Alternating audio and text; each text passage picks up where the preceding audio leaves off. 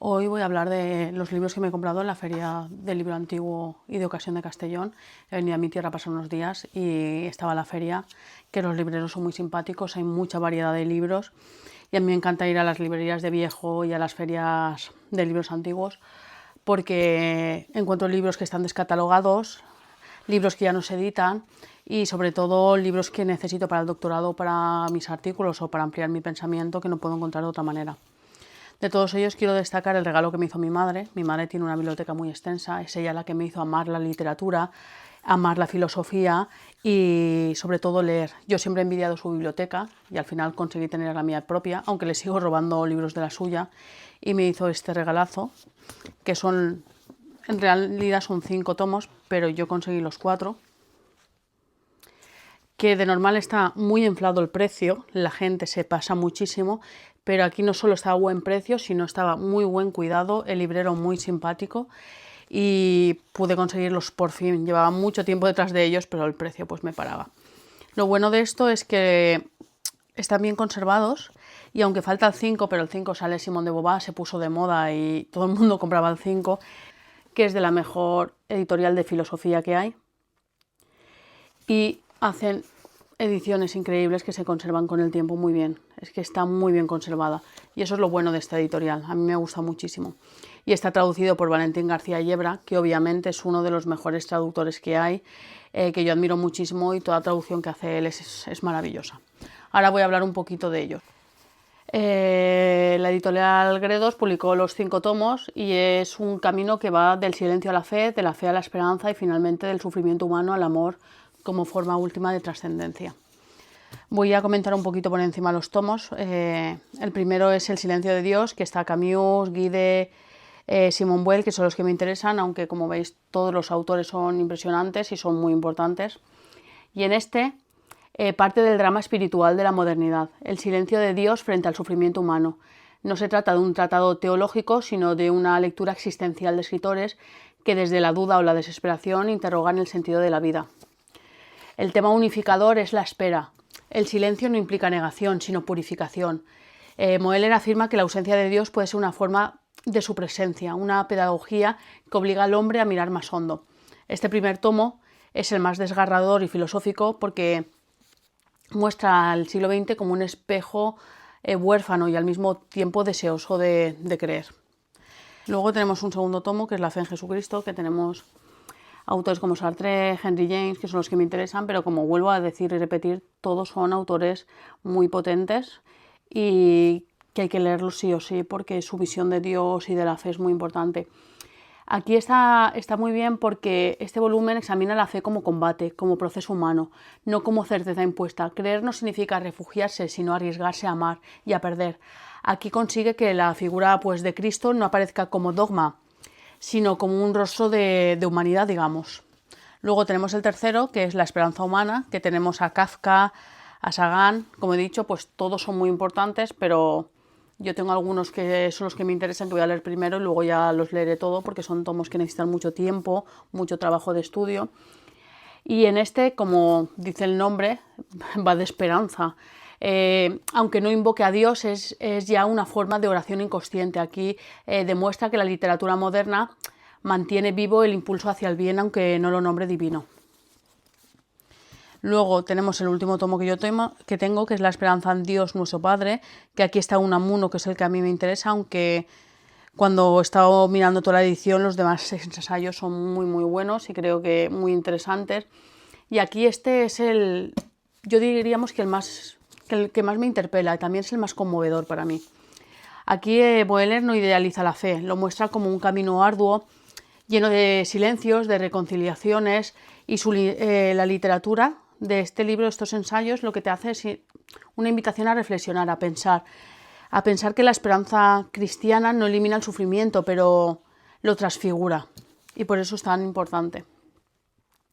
Y luego está el 5 que yo no tengo, que es como, digamos que se despide del lector con una reflexión sobre la cultura contemporánea, sobre cómo no ha logrado matar el deseo de lo infinito. Como he dicho, para mí son libros de estudio muy importantes, que si los encuentras a buen precio yo los compraría porque son ensayos de filósofos y de escritores que aprendes muchísimo sobre el cristianismo y es como una cartografía del alma moderna. Aquí se recorre pues, con mucha sensibilidad teológica y rigor crítico las obras que mejor expresan la angustia, la duda y la fe en su tiempo. El mérito está no solo en cómo está escrito y seleccionado, sino en no separar literatura y pensamiento, sino mostrar que toda gran obra es también un acto espiritual, un intento de responder al misterio de existir. En esta edición de Gredos, de 5 tomos, es del silencio a la palabra, de la pérdida al reencuentro. Y leerlos no es volver a la fe dogmática, sino reencontrarse, digamos, con una tradición cristiana que cree todavía, digamos, en la posibilidad a través del arte y de la palabra. Y creo que es muy importante la literatura cristiana extraer estos ensayos. Luego, también me he comprado, yo últimamente estoy leyendo mucho y admirando muchísimo a Julián de Marías y conseguí estos 2 libros. Este hace mucho que lo quiero, pero los precios estaban inflados y no estaban bien conservados y encontré este que no solo está bien conservado, sino en muy buen estado. Parece que esté casi nuevo y eso que es del 81. Julián Marías es uno de los grandes pensadores españoles y para mí es conocer lo que es España y lo que es los pensadores que más han reflexionado sobre España y sobre todo sobre Cervantes, porque él era un estudioso de Cervantes, del Quijote y una de las personas que más contribuyó a conocer la figura. El primero que voy a hablar es 5 años de España, que me lo han recomendado muchos amigos míos y en realidad no es un libro en sí ni un libro filosófico, sino que es una memoria intelectual. Reúne artículos y reflexiones sobre la posguerra y sobre los primeros años de la dictadura, y lo importante es que este libro no está escrito desde el odio ni etiquetas políticas, sino sobre una reflexión, una introspección y una mirada muy lúcida. Y es lo importante, escribir sin odio, sin etiquetas, escribir lo que ve. Habla de esa España real y moral, la que sufre, la que trabaja, la que piensa, más allá de las etiquetas políticas o del color que tenga cada uno.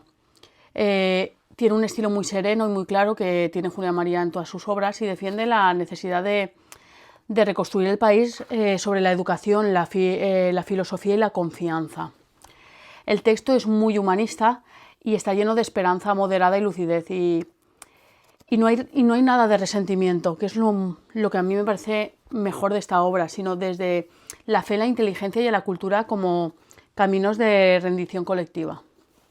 Luego tenemos Cervantes en la clave española, que aquí pues habla sobre la ironía, de cómo los españoles sabemos reírnos de nosotros mismos, como también lo hizo el Quijote, y aquí interpreta a Cervantes como la encarnación del alma española, la ironía que salva, la bondad que resiste, la cordura dentro de la locura. El libro parte de una idea brillante que es entender a España pues, a través de Quijote. El personaje de Don Quijote representa el modo español de ser idealista, pero sin dejar de ser realista, y de creer sin fanatismo y de amar sin recompensa. Y es un ensayo filosófico y literario a la vez que defiende la lengua española como un espacio moral.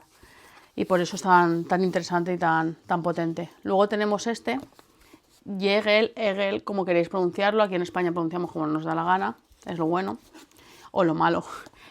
Que no es una biografía al uso ni es un manual de filosofía, es una lectura existencial del pensamiento del filósofo y que lo muestra como un pensador del movimiento y se construye a través de las contradicciones. Es un libro para entender mejor cómo era el autor dialécticamente, conocer al autor más dialécticamente. Y tiene un fondo casi moral. Luego encontré este, que no lo buscaba, pero como siempre acabo comprando más de lo que debo, que es Gabriela Mistral, Rebelde Magnífica, de Matilde Ladrón de Guevara, que es muy importante este libro porque Matilde fue una gran poetisa y compartió con Gabriela la palabra, el exilio y el amor por la poesía. Ella era su amiga, entonces no escribe como la Gabriela que nos ha llegado idealizada o como nos lo han querido vender, sino como la Gabriela que luchó contra todos los obstáculos, contra el machismo, contra el exilio, contra los problemas que se encontró. O sea, la describe humanamente. Por lo que está investigando, describe pues, a una mujer austera, sensible, de una inteligencia grave y un corazón pues, vulnerable. Y no solo la presenta como la poeta, sino como una conciencia moral de América Latina, una mujer que que convirtió el dolor en forma de amor universal, y esto es muy importante.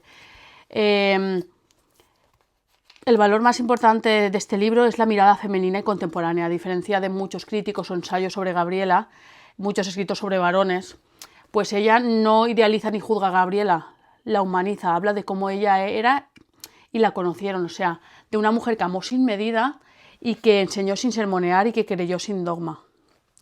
Y luego una autora que deberíamos conocer todos más y que se le ha hecho menos caso y deberíamos estudiarla es María de Zayas. Para mí encontrar este libro a un buen precio ha sido difícil porque últimamente no sé por qué está bastante caro, y este es Novelas amorosas y ejemplares. Publicada en el siglo XVII, pues esta es una joya narrativa barroca. Ella es contemporánea de Quevedo y de Lope. Y lo importante es que es de las primeras escritoras españolas que defendió abiertamente la libertad y la dignidad de las mujeres. Digamos que retrata una sociedad que somete a las mujeres y las obliga al silencio. Y sus protagonistas no se resignan, aman, sufren y piensan. Y es un libro que anticipa lo que conocemos como pues, el feminismo moderno. Y es un libro muy bien escrito, muy importante y con relatos cortos. Y yo lo recomiendo porque es la entrada al feminismo contemporáneo que tenemos. Y es uno de los textos pues, más revolucionarios de su época. Y estos son todos los libros que me compré, que voy a leer poco a poco y que por ahora os recomiendo estos porque los había leído en PDF y los había profundizado, y los demás ya os iré diciendo porque aún no los he leído. O sea, María de Zayas sé que 100% sí, y estos también, pero ya os iré contando. Y nada, si podéis pasar por librerías de viejo y conseguir joyas y sobre todo hablar con los libreros, siempre os van a ayudar y vais a